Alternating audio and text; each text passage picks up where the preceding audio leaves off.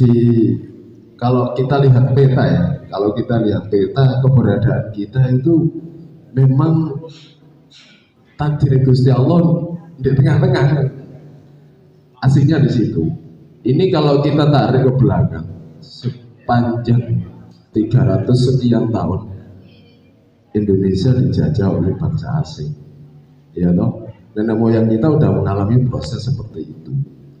Cuman ketika kita sudah merdeka,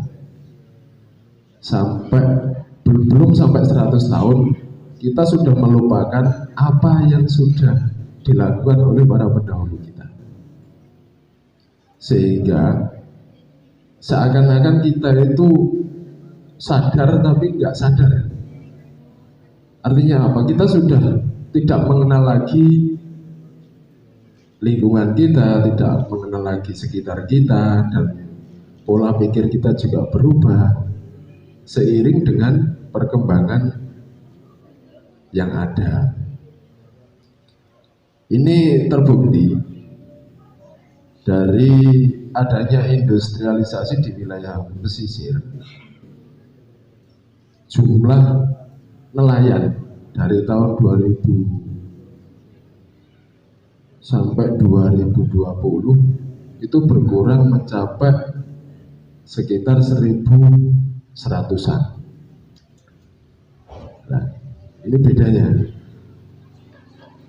Kemudian pelaku, entah berbagai macam alasan mungkin, dan tren yang berkembang. Kalau di wilayah pesisir sekarang jarang sekali dilihat anak muda itu yang melaut, yang ada paling mancing sambil selfie. Tren baru, beda dengan pendahulu kita.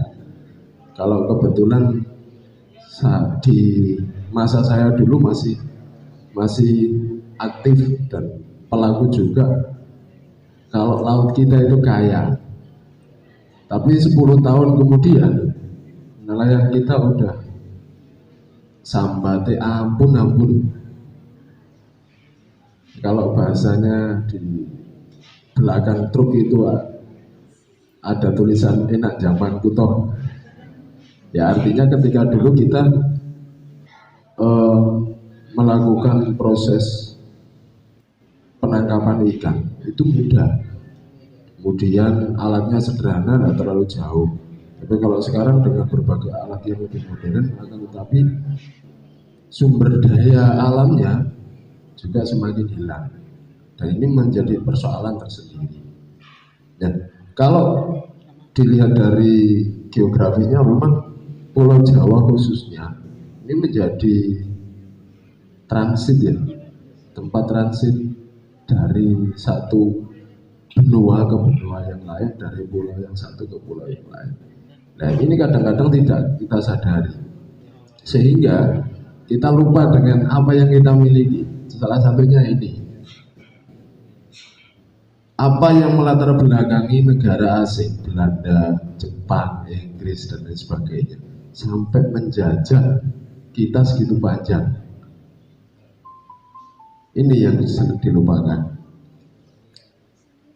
Negara kita itu punya potensi rempah-rempah yang menjadi kebutuhan seluruh dunia, makanya diburu oleh negara-negara luar.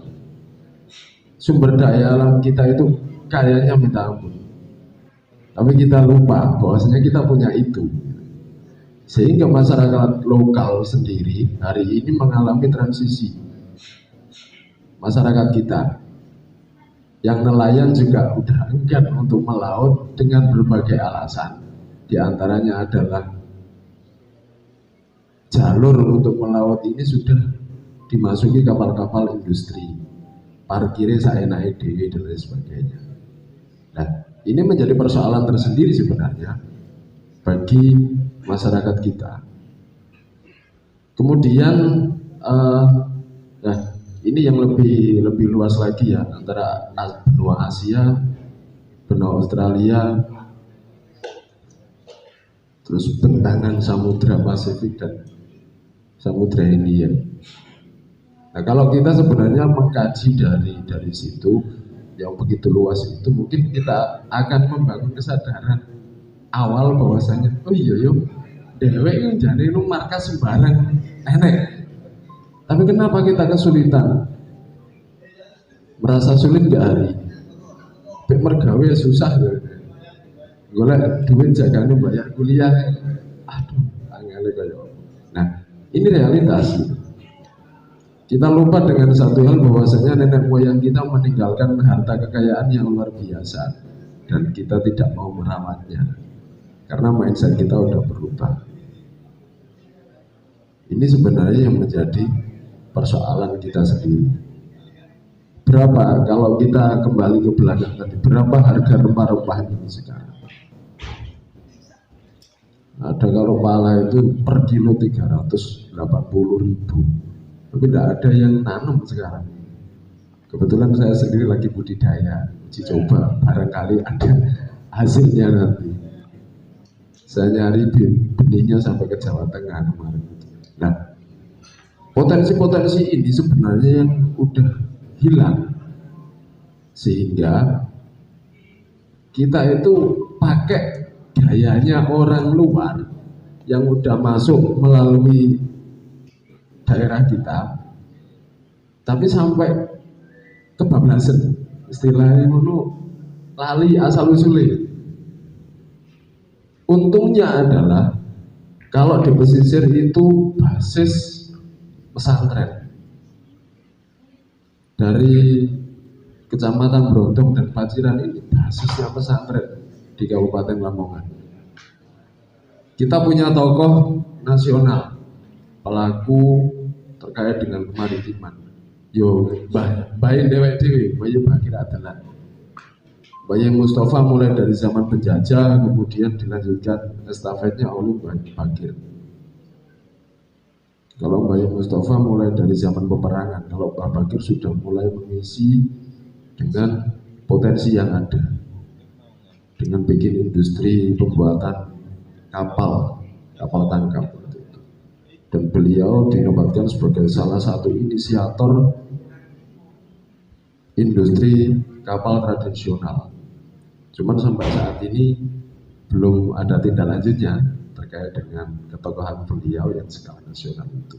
Nah, mulai dari sini kita kemudian mikir, kalau geografis secara tekstual tidak usah kita diskusikan, itu udah pasti ukurannya segitu. PR kita terkait kita udah punya leluhur, udah punya sumber daya alam, wis diawali mbah-mbah dewek, terus dewek ini pelapo, masa cuma bisa mengeluh gitu ya, padahal SDM kita semakin maju. Harusnya kita mengisi di sisi mananya. Nah, pertanyaan-pertanyaan itu yang terus menjadi beban kita, sehingga endingnya adalah apa yang bisa kita lakukan. Ending dari semua persoalan yang kita hadapi, apa sing bisa dilakoni?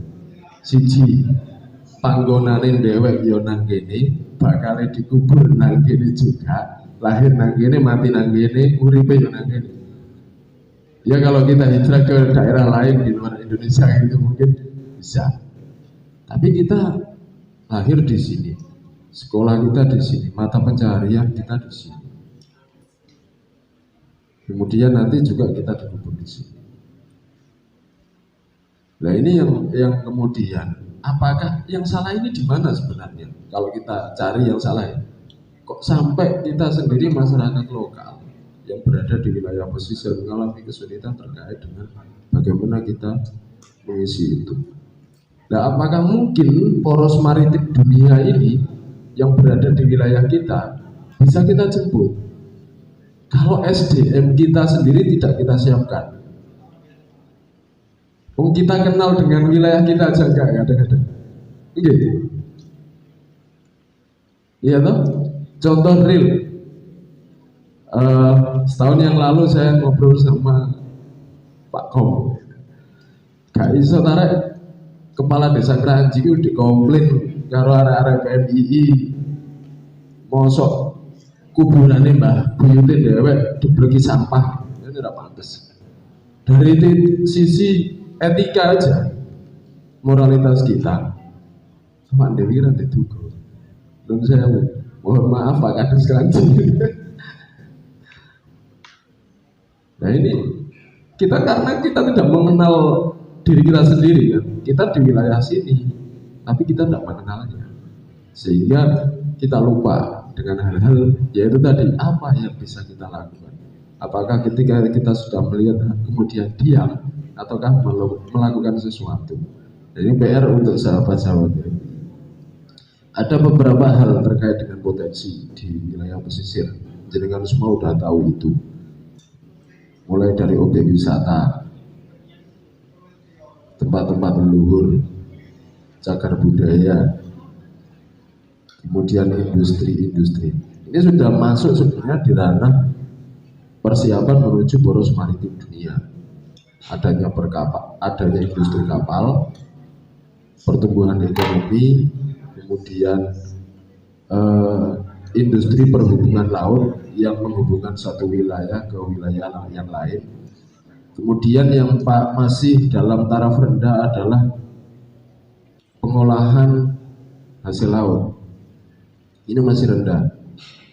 Nah mungkin nanti yang lebih spesifikasi akan disampaikan oleh sahabat Rozikin terkait dengan hasil olahan atau apa ya yang seharusnya dilakukan ketika kita punya potensi yang segitu gede. Nah sebenarnya aspek maritim dunia itu di 5 poin. Kalau bahasa 5 pilar poros maritim dunia. Yang pertama terkait dengan budaya kelautan. Budaya kelautan kita semakin kesini itu semakin menurun. Serapate ono wong seneng karena tidak menarik lagi. Kalau bahasanya Mas Ipin bukan hanya budaya kelautan. Kalau kemarin sharing itu agama itu menarik, kurang seksi. Ya. Budaya kelautan kita sudah menurun. Budaya maritim. Nanti karena kita udah punya range segitu jauh, pola pikir kita sudah berbeda dengan para pendahulu kita. Kemudian budaya kita sedikit demi sedikit bergeser. Kemudian ruang terkait dengan tata kelola kelautan, melakukan nguruk sak kelime dewe, diantaranya beliau ini pelaku nguruk gitu. Alasannya jelas, neng apa orang nguruk orang oman gitu. Tapi ya lagi-lagi ketika kita melakukan sesuatu, bahasa kita merubah itu sudah pasti menghancurkan yang lain, diakui ataupun tidak. Nah setelah merubah itu harusnya ada tindak lanjutnya, bagaimana dan apa yang seharusnya kita lakukan. Nah ini yang tidak terjadi di wilayah kita. Kemudian keamanan maritim, ini menjadi poin penting. Kalau di luar wilayah kita itu banyak negara-negara asing itu yang mencuri di wilayah kita. Seperti kalau di bahasa pertambangan itu Petronas itu Malaysia itu kaya dari Indonesia. Pinter caranya. Kalau mesin ringnya, mesin bor gasnya itu ditaruh di negaranya, di Kalimantan, tapi nembaknya itu ke arah Sumatera. Tidak apa-apa, tujuannya pangeran ya. Nah, ini karena tidak terlepas dari persoalan politik sebenarnya antar pemangku kebijakan. Kemudian ekonomi kelautan yang keempat. Ekonomi kelautan ini menjadi poin penting hari ini dan PR buat kita. Apa ya seharusnya yang bisa kita lakukan ketika kita punya sumber daya alam yang melimpah, khususnya di hasil laut. Contoh, kira-kira iwak beloi sing enak diapakno ning kadang alon kok uwake. Bahkan harganya relatif murah ya. Harganya relatif murah. wong tongkol ae biasanya nih kapan kayak alon-alon ya murah juga. Tapi kita belum bisa mengolah hasil laut itu sampai kemudian mengalami perubahan harga. Nah ini belum terjadi. Kemudian lingkungan laut. Lingkungan laut sekarang kita seakan-akan hanya bisa menonton, hanya bisa menikmati gitu ya. Apa yang dilakukan oleh masyarakat kita sendiri, baik pemerintah maupun yang lainnya, itu sebenarnya sama. Kadang-kadang kurang mempertimbangkan persoalan lingkungan.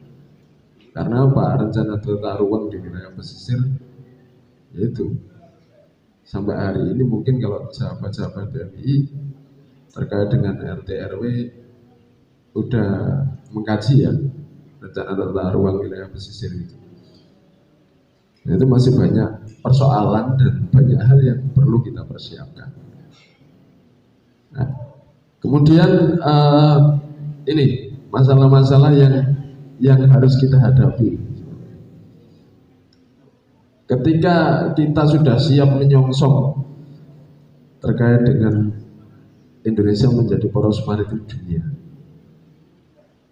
belum optimalnya produksi dan produktivitas perikanan tangkap. Ketika minat masyarakat kita sudah menurun, biaya semakin besar, teknologi juga terbatas. Kita kalah dengan teknologi dari masyarakat luar. Ini nelayan kita Pak, masih nelayan tradisional. Kemudian pemanfaatan ruang laut yang tidak sesuai dengan zonasi. Realitas bahwasanya kapal-kapal industri yang masuk di wilayah Kementerian itu sering memakan haknya nelayan. Warga seenaknya, apa yang metu mergawe susah. Apalagi kalau dekat-dekat situ dulu ada informasi diubrahi karo pol air kalau mendekati zona situ. Nah ini realitas gitu. Berada di wilayah kita. Wis di omahe dewek-dhewe di latare dewek-dhewe. Kemudian kurang optimalnya mutu produk olahan hasil perikanan. Nah ini yang tadi saya sampaikan. Kita belum bisa melakukan pengolahan hasil tangkap secara maksimal. Makanya belum bisa berkelanjutan sebenarnya ketika nelayan kita mengalami panen, punya hasil tangkap besar, kemudian ya wis iwak didol, iwak gerundungan. Masyarakat kita belum mampu mengolah itu. Di akhir-akhir ini udah mulai dikembangkan dari beberapa generasi muda, pelaku usaha kecil yang mulai bikin. Nah, salah satu hikmah dari pandemi sebenarnya itu banyak pengusaha-pengusaha baru terkait dengan produk olahan. Ini hikmahnya. Ya mungkin pewelingi Gusti Allah wis nang ilingo awakmu dhewe maneh. Ini hikmahnya. Kemudian terjadi degradasi fungsi pemanfaatan sumber daya kelautan dan perikanan. Wis ra ono nek kono iku enek makam leluhur sikat. Nek kono enek situs sejarah yang harusnya dipertahankan sikat. Ya begitulah realitas kita seperti itu. Nah, ini terjadi di wilayah kita gitu. Kemudian resikonya ketika sudah ada industri adalah pencemaran perairan. Itu sahabat senior saya, sahabat Imam Rosyidin itu paling detail data terkait dengan pencemaran perairan itu. Kalau terkait dengan hal-hal seperti itu, teriaknya beliau itu luar biasa. Kemudian banyaknya atau degradasi fisik ekosistem pesisir, mulai dari mangrove, terumbu karang, padang lamun, dan lain sebagainya. Biota-biota laut. Ini udah nggak kayak dulu lagi. Karena ya terjadinya reklamasi yang tidak, kadang-kadang ya diarani kurang ramah, tapi di mana yang kita tabrak juga orang-orang kita sendiri, saudara-saudara kita sendiri sebenarnya. Tapi di satu sisi ketika kita bicara masalah lingkungan, bicara masalah ekosistem, itu yo kadang-kadang kudu ngamuk bareng. Iya supaya enak. Nah ini perlu beberapa tahapan. Di antaranya adalah kita duduk bareng dan punya pemahaman yang sama terkait dengan potensi itu. Belum adanya tata ruang sudah menurunnya kualitas SDM. Di Lamongan itu punya SUPM, Pondok Pesantren Sunan Derajat. Itu punya SUPM. 80% dari siswanya itu bukan warga Lamongan. Peminatnya kecil, rapatek laku ya. Tapi kadang-kadang saya juga berpikir, apa sekarang lembaga pendidikan ini orientasinya ke industrialisasi ya? Hah? Ya, ini juga PR buat kita bersama. Ketika bicara masalah potensi yang ada, lembaga pendidikan coba disiapkan oleh pesantren, ternyata juga peminatnya nggak ada. Gitu. Apa karena kalah dengan tren? Gitu. Ya ini. Tapi kalau bikin warung kopi dengan ikon yang bagus itu kayaknya lebih menantang. Gitu. Nah, ini yang mungkin nanti PR buat kita bersama. Ayo kita bikin warung kopi di atas laut kan gitu dong. Akhirnya, ya kan lebih menarik dong pemanfaatan ruangnya gitu. Ya, ini menjadi persoalan kita. Kemudian peran mahasiswa, saya kadang-kadang bingung. Tadi malam waktu bikin itu, peran mahasiswa ini nanti yo. Dijak apa yo gelem. Rata-rata ya penikmat gitu kan. Sama seperti saya juga penikmat gitu. Tapi kalau bicara teori ngomong poros maritim, usura penikmat mana ya? Di sini gelut ya.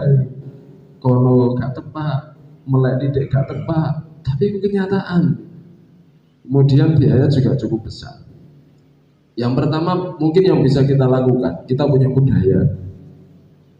Budaya masyarakat pesisir itu budaya santri. Ayo kita kembali. Kita kumpulkan literasinya, kita baca buku, sejarah. Eling karo wong tua-tua biyen. Itu salah satu upaya yang bisa kita lakukan. Sehingga tumbuh kesadaran bahwasanya kita itu masyarakat pesisir. Ini. Kemudian ning iso lakukan riset. Kalau nggak salah di IAI Tabah itu punya lembaga riset ya. Apa namanya kemarin itu? Pasir. Udah riset berapa kali? Loh aku gak tahu. Nah ini harusnya menjadi poin penting gitu kan. Bahwasanya kampusnya juga di wilayah pesisir. Terus Mbak Bakir juga pelaku maritim, duwe lembaga riset, mahasiswanya yo cerdas-cerdasnya kayak gini, just. Nah harusnya kan bisa dilakukan. Dan nanti coba bersinergi dengan pihak kampus, dikomunikasikan. Jadi sampai ketika sudah membaca potensi yang ada, coba dilakukan riset. Kalau ITS itu sudah melakukan mulai dari camplung, paru komplek lah, itu udah. Itu malah dari ITS. Nah yang kampus-kampus lokal ini belum sama sekali. Kadang-kadang kalau ITS menyimpulkan itu ya rapor dompet karepe dhewek. Rapor dompet kenyataan. Itu hasil riset mereka. Karena tidak ikut orang melok ngerasa no kan. Beda dengan kita sendiri. Kemudian meningkatkan budaya maritim. Piye carane? Budaya ini harus kita pertahankan. Kemudian tidak lupa dengan mengawal kebijakan. Kita punya senior-senior yang sudah di birokrasi. Kita punya senior-senior yang intent mengawal kebijakan terkait dengan kemaritiman wilayah pesisir. Kemudian menumbuhkan ekonomi kreatif. Ayo kita bangun. Ada program, ada prodi apa? Ekonomi syariah ya. Nah ini ada prodi yang mulai merespon kebutuhan kebutuhan pasar apa kebutuhan apa nggak tahu. Tapi kira-kira ini dalam benak kita lebih enak mana jadi pengusaha atau berpakaian yang rapi, duduk di depan komputer jadi karyawan. Tapi kenyataannya enggak kok. Setelah lulus wisuda itu biasanya aku ngelamar kerja nanti. Orang aku dilamar sopo. Atau itu ngelamar sopo. Tapi diakui ataupun tidak. Dan kadang-kadang kampus juga mengarah ke sana gitu. Lulusannya diserap oleh apa? BMT, diserap oleh bank. Nah ini sebenarnya kembali lagi kepada masing-masing person. Tujuan kita itu apa? Sehingga kita tidak bingung nantinya. Nah kasihan. Saya sering sharing dengan adik-adik. Saya dulu mengalami proses sulit seperti itu dan saya harus berani mengambil keputusan. Wong sing gawe takdir ora awak dhewe wis dilakoni ngono ae. Jadi seperti itu, tidak bisa kemudian mari kuliah terus kerja nang perusahaan, itu tidak bisa. Ya ikuti apa yang cocok dengan sampean aja. Nah, itu terkait dengan peran mahasiswa yang bisa saya ringkas sederhana ini. Kalau ngomong poros maritim dunia, kita perlu banyak diskusi dan perlu banyak belajar lagi terkait dengan literatur terkait dengan poros maritim dunia. Karena terus terang kami sendiri masih mempelajari itu. Terlalu luas, Pak. Saya kemarin mau nyampaikan terkait dengan poros maritim dunia, tapi khawatir saya iki ngomong karpe dhewe kok ora ono jundrunge ya gitu. Ya mending sing pesisir dhewe lokal. Karena yo minta ampun ternyata materi itu sangat padat. Cukup itu sebagai prolog, dan dengan segala keterbatasan saya lebih senang karena nanti yang melakukan juga sampean sendiri, kita sharing aja. Terima kasih. Wassalamualaikum warahmatullahi wabarakatuh. Di